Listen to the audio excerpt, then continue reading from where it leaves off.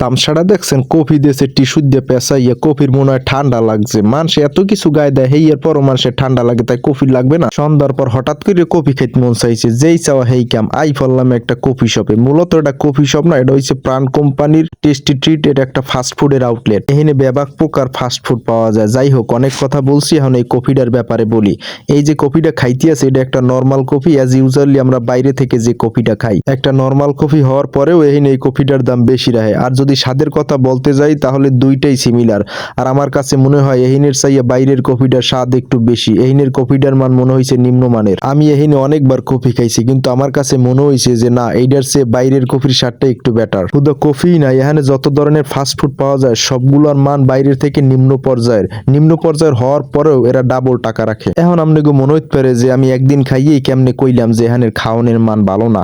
একদিন না আমি বিগত অনেক বছর যাবত এই টেস্টি ট্রিটের একজন নিয়মিত কাস্টমার এবং আমি দেখতে আছি ডে বাই ডে খাওয়ানোর মান অবনতির দিকে যাইতে আছে এখন আপনাকে যদি বিশ্বাস না হয় তাহলে আপনারা যে কোনো একটা আউটলেটে ভিজিট করিয়া খাওয়া দাওয়া করিয়া আপনাকে মতামত আমার জানাইতে পারেন ধন্যবাদ।